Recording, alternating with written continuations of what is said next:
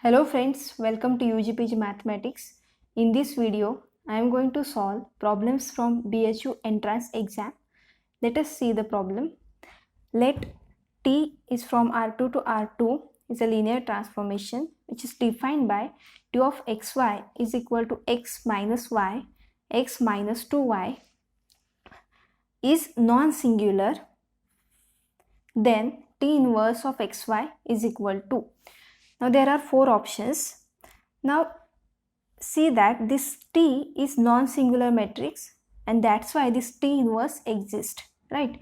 So let us just find out what is the T inverse. So here T of xy is equal to x minus y, x minus 2y, right? From the given definition of T. Now you just find the matrix of T. Now how to find the matrix of T?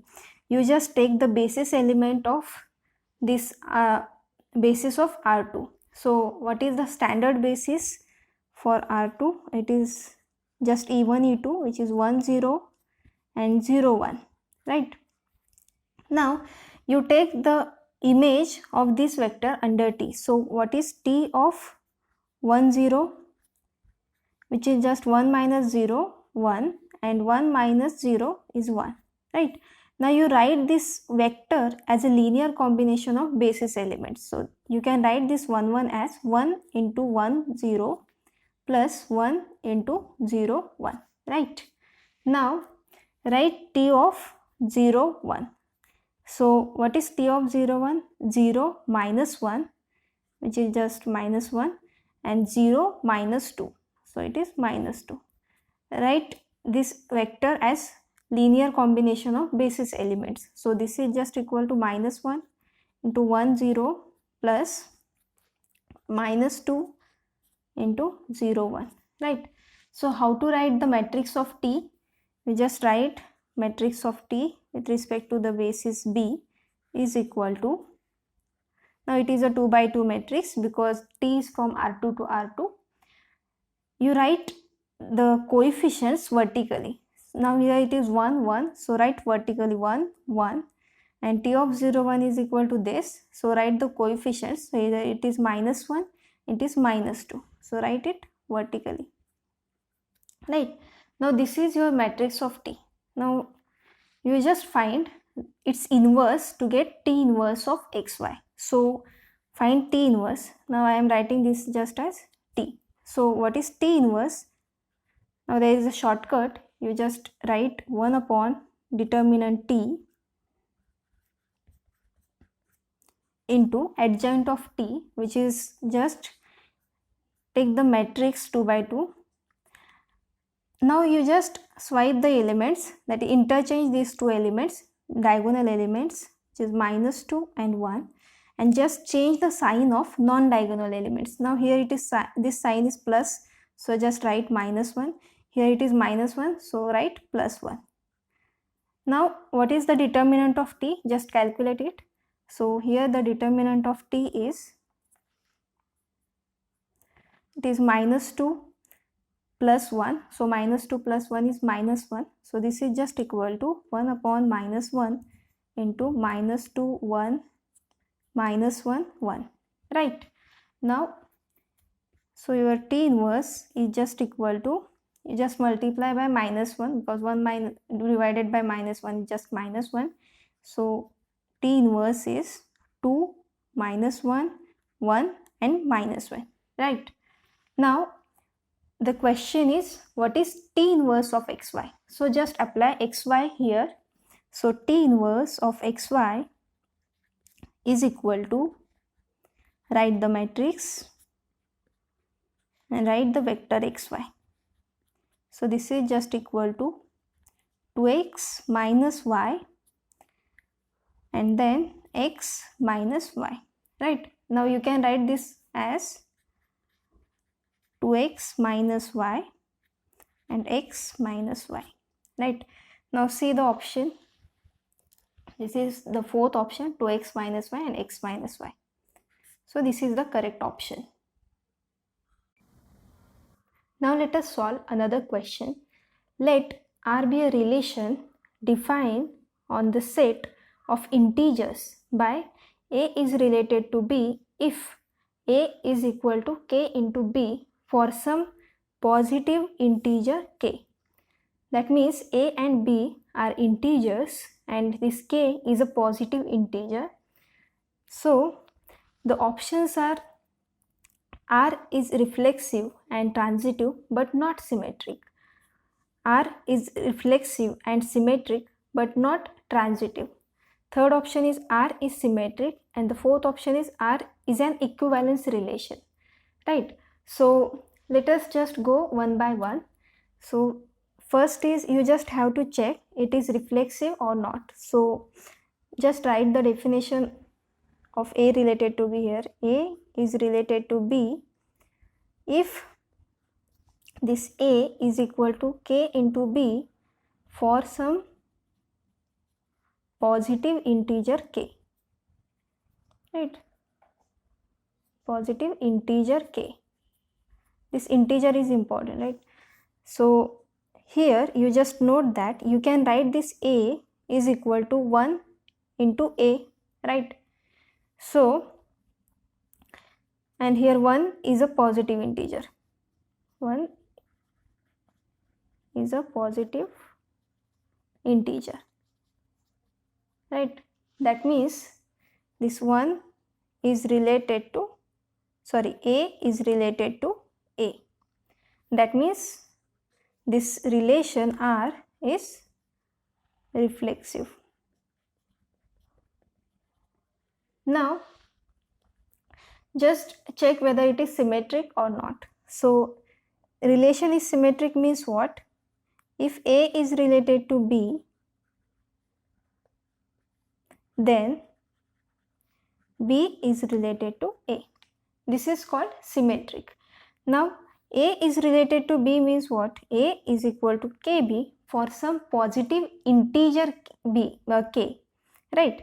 Now you can write this as B or KB is equal to A, right? So this gives us B is equal to 1 by K into A. Now this K is positive integer, so we can define 1 by K. So this is well defined quantity. But now note that this 1 by K is not an integer, because if you take that K is equal to 2, say, then this B is equal to 1 by 2 into A, right? But 1 by 2 is not an integer, right? So here this B is not related to A. So here this relation R is not symmetric, right? Because here A is related to B, but B is not related to A. So now just see the options. It is reflexive and not symmetric, it is given here. It is reflexive and symmetric, but as just we have just seen that this is not symmetric, so this is false, right? Now R is symmetric, but we have just seen that it is not symmetric, so this is also false. And equivalence relation means a relation which is reflexive, symmetric and transitive, but here the relation is not symmetric, hence it is not equivalence, right? So this option must be correct, but let us just see why it is transitive. So transitive means what? If A is related to B, B is related to C, then A is related to C.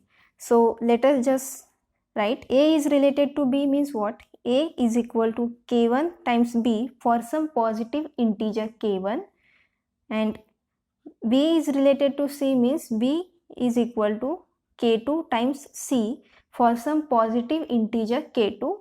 Now you can write this A as K1 into B, right? But here this B is equal to K2 into C. So just write K2 into C instead of this B. So this is equal to K1 K2 times C, right? Now k1 and k2 are both positive integers, so k1 into k2 is again a positive integer, and hence a is equal to some integer, say this is equal to say k3 into c, where this k3 is k1 into k2, which is a positive integer, and hence this gives us this a is related to c. That means whenever a is related to b and b is related to c, we have a is related to c. So this relation is transitive. So this first option is R is reflexive and transitive but not symmetric is the correct option. Now let us solve another question. If V is a real inner product space and alpha beta are elements of V such that norm of alpha is equal to norm of beta, then inner product of alpha plus beta with alpha minus beta is equal to, the first option is 2 into norm of alpha square, second is 2 into norm of alpha, third is 0, and fourth is norm of alpha square. So let us solve this. Now this inner product alpha plus beta with alpha minus beta, you can write this as inner product of alpha with alpha minus beta plus inner product of beta with alpha minus beta by using the property of inner product. Now this is equal to inner product of alpha with alpha minus inner product of alpha with beta plus inner product of beta with alpha minus inner product of beta with beta.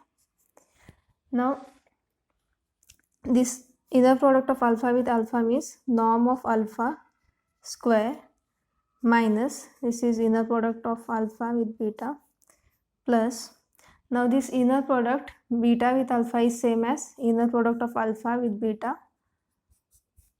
minus this is just norm of beta square. Now this will get cancelled with this, so this is just equal to norm of alpha square minus norm of beta square. Now this is just equal to norm of alpha square minus, now this norm of alpha is same as norm of beta, so this is just equal to norm of alpha square, which is equal to 0. Hence third option is correct option. Now let us solve another question. If W1 is equal to the set XYZ XT, where this XYZ T are real numbers, and W2 is equal to 0 XYZT, where XYZT are real numbers, are two subspaces of R5 over R, that is R5 is a vector space over R, then dimension of W1 intersection W2 is, first option is 4, second is 3, third option is 2, and fourth option is 1.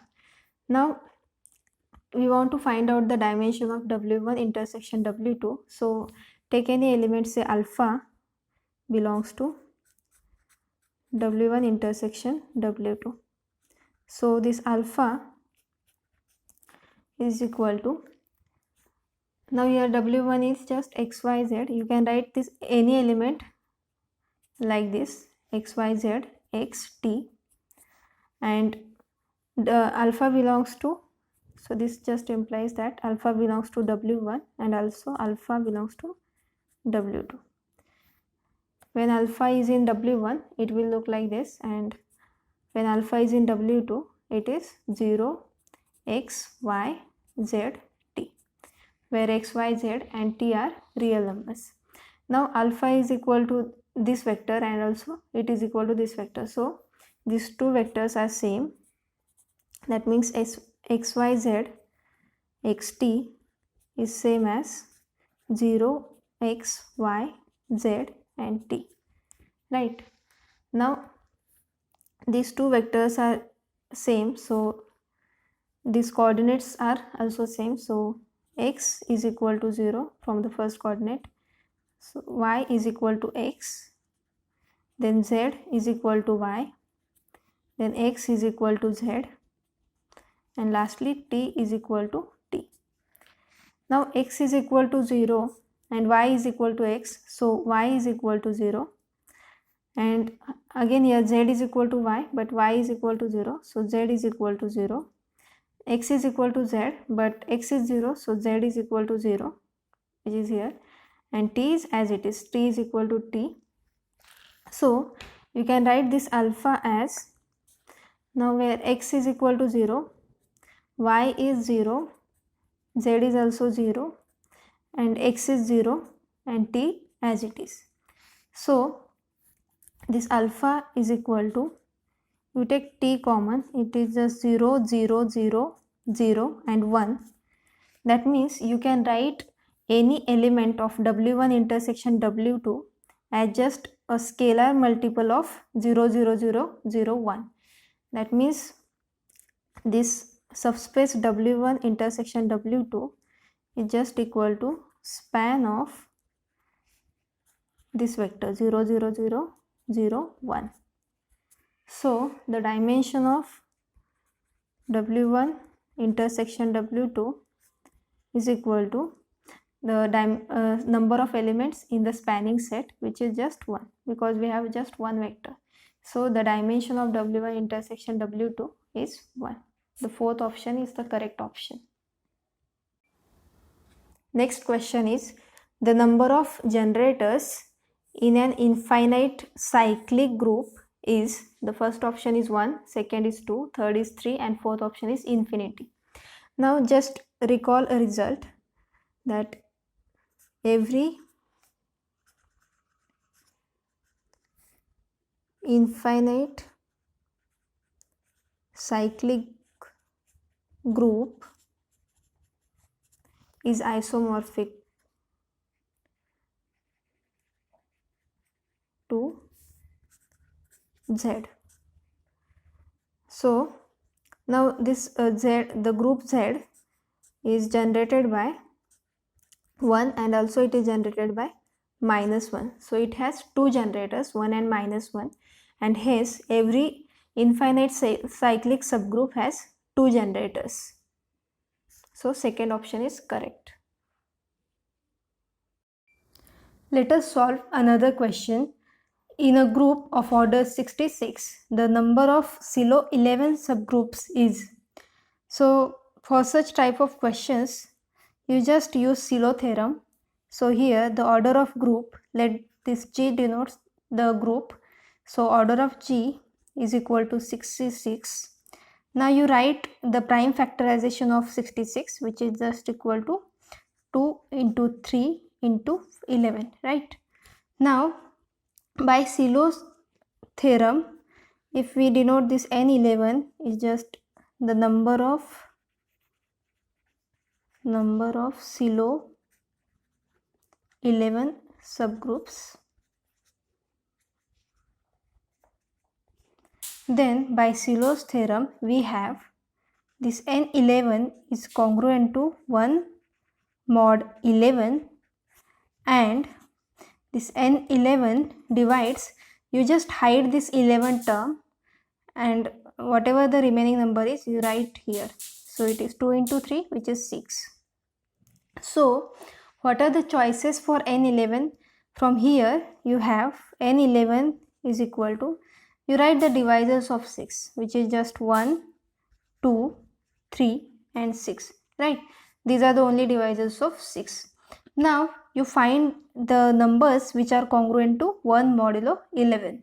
So when you put N11 is equal to 1, it is just equal, 1 is congruent to 1 modulo 11, that is, let me write here.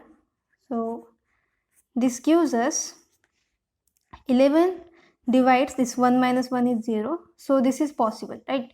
Now when you take this N11 is equal to 2, then we get this 2 is congruent to 1 mod 11, but this gives us 11 divides 2 minus 1, which is 1, which is not possible. Now again you take this N11 is equal to 3, then we get this 3 is congruent to 1 mod 11, which is also not possible because 11 doesn't divide this 3 minus 1, which is 2. So this is not possible. Now you take N11 to be 6, then we get 6 is congruent to 1 mod 11. So from this we get this 11 divides 6 minus 1 is 5, but this is also not possible. So because 11 doesn't divide 5, so this is not possible, right? So what is the choice for n11? It is just 1, because 2 3 6 is not possible. So n11 is just 1.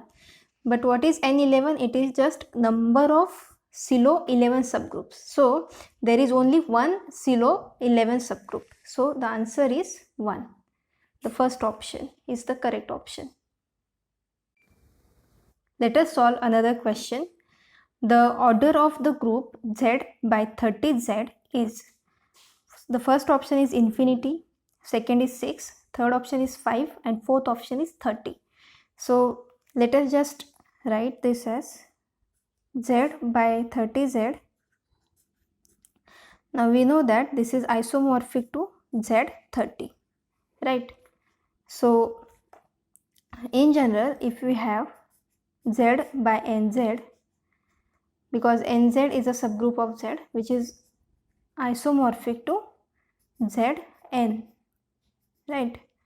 So just write Z30. So what is Z30? Z30 is nothing but, you just start with 0, 0 bar, 1 bar, 2 bar, and so on up to 29 bar, because 30 bar is same as 0 bar. So how many elements are there? This is from 0 to 29, which is 30. So order of this Z30 is equal to 30, but Z30 is isomorphic to Z by 30Z. So this gives us order of Z by 30Z is same, it is equal to 30. So the answer is 30. The fourth option is the correct option. Next question is, if f and g are real valued functions defined as fx is equal to 2 times modulus of x plus 1 and gx is equal to 1 divided by x square minus 1, then f is an even function and g is odd functions. These are the options. G is an even function and f is odd function. Third option is both f and g are even functions, and the last option is both f and g are odd functions. So let us solve it. Now you just recall that this modulus of x is equal to, it is just x when x is greater or equal 0, and this is equal to minus x when x is less equal 0. I am writing here less equal and greater equal because 0 is same as minus 0, right? So this is the definition of modulus of a variable x. So now here you just note that when you replace this x by minus x, for example, if you take first 2 and then you replace that 2 by minus 2, then what is the definition of modulus of minus x? This is just nothing but, now here if x is greater or equal 0 but the number is replaced by minus x, so you write here if that minus x is greater or equal 0, the number is itself, right? Now the second part is you take the negative of that modulus, the number of, you take the minus sign and then take the number itself whenever that number minus x is less equal 0, right? So let us just simplify this. This is just nothing but minus x whenever, now this minus x is greater or equal 0, when you take when you just multiply by minus 1 on both the sides, we will get that this is x is less equal 0, minus 0 is same as 0. Again this minus of minus x is just same as x and just multiply by minus 1, so we will get this as x is greater or equal 0, right? So this you can write this as x. Now I am writing this x above, so it is x whenever x is greater or equal 0, and this is equal to minus x whenever x is less equal 0. That means now this modulus of x is same as this, right? So this modulus of minus x is same as modulus of x, right? So note that modulus of minus x is same as modulus of x. Now our function fx is equal to 2 times modulus of x plus 1. So in order to check that it is even or odd, you just replace this x by minus x. So f of minus x is equal to 2 times modulus of minus x plus 1, right? So this is just nothing but, now from this note you just replace this, you can write this modulus of minus x same as modulus of x plus 1. So this is just f of x, right? So we have f of minus x is same as f of x. So by the definition, f is or fx is even function, right? Now similarly do for gx. So g of minus x is equal to 1 upon minus of x square minus 1, right? Because g of x is 1 upon x square minus 1. So this is just nothing but 1 upon, now square of minus x square is same as x square. So this is nothing but gx. So g of minus x is equal to g of x. So this gives us g is even function. That means both f and g are even functions. So the third option is the correct option. Let us solve another question. Which one of the following rings is a field? The first is Z4 plus 4 multiplication modulo 4. Then Z6 addition modulo 6 multiplication modulo 6. Third is Z7 addition modulo 7 and multiplication modulo 7. And last is Z9 with addition modulo 9 and multiplication modulo 9. Now you just recall that a result, the finite integral domain is a field. That means now here all these are finite rings, right? So just check that whether it is integral domain or not. So in Z4 you take 2 or 2 bar. So 2 bar into 2 bar is 4 bar, which is equal to 0 bar. But this 2 is not 0 and this 2 is again not 0. So the non-zero elements, the product of non-zero elements is 0. Hence this Z4 plus 4 cross 4 is not an integral domain. Now, so it is not integral domain, hence it is not field. So this is not a field. Now in Z6 you just take 2 bar into 3 bar. So 2 bar into 3 bar is 6 bar, which is equal to 0 bar, and hence these are the 0 divisors. Hence Z6 is not an integral domain. So, and it is finite, so this is also not a field. Now again you check this for Z9. So in Z9 you take 3 bar into 3 bar. So it is 9 bar, which is equal to 0 bar in Z9. So 3 into 3 bar gives us 0. So these are the 0 divisors in Z9. So Z9 is also not an integral domain. So this is also not a field. Now Z7 is a integral domain. Now in general you just recall this, Z7 is a integral domain. In general, if we have Zn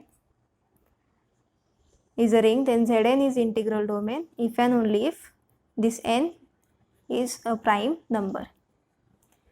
So now here 7 is a prime number, so Z7 is an integral domain and it is finite. So this is finite integral domain, so it is field. So third option is the correct option, or you can just write the result as Zp plus P cross P is a field, where this P is a prime in Z. Let us solve another question. fx is equal to x into sine of 1 by x plus cos of 1 by x, then the first option is limit as x tends to 0 of fx does not exist. Then second option is limit as x tends to 0 of fx is equal to 1. Third option is limit as x tends to 0 fx is equal to 0. And the last option is limit as x tends to 0 of fx is equal to minus 1. So we just have to find out the limit of this function fx. Now you just note that the modulus of sine 1 by x plus cos 1 by x is less equal modulus of sine 1 by x plus modulus of cos 1 by x, right? Because if a and b are two real numbers, then modulus of a plus b is always less equal modulus of a plus modulus of b. Now we know that this sine function is bounded above by 1. So sine of 1 by x, modulus of this function is less equal 1. And again this cos is also bounded above by 1. So modulus of cos 1 by x is 1. So just add them, it is 2. Therefore we have this modulus of sine 1 by x plus cos 1 by x is less equal 2. That means minus 2 is less equal sine 1 by x plus cos 1 by x, which is less equal 2. Now you multiply throughout by x. So minus 2x is less equal x into sine 1 by x plus cos 1 by x, which is less equal 2x, right? Now you take the limit as x tends to 0. So limit as x tends to 0 of minus 2x is less equal limit as x tends to 0 of, now this x into sine 1 by x plus cos 1 by x is just fx. So this is fx, which is less equal limit as x tends to 0 of 2x. Now as x tends to 0, this minus 2 is just a constant, and so minus x tends to 0, and here also 2x tends to 0. So 0 is less equal limit as x tends to 0 of fx, which is again less equal 0. So this gives us, by sandwich theorem, this is limit as x tends to 0 of fx is equal to 0, and hence this third option is the correct option.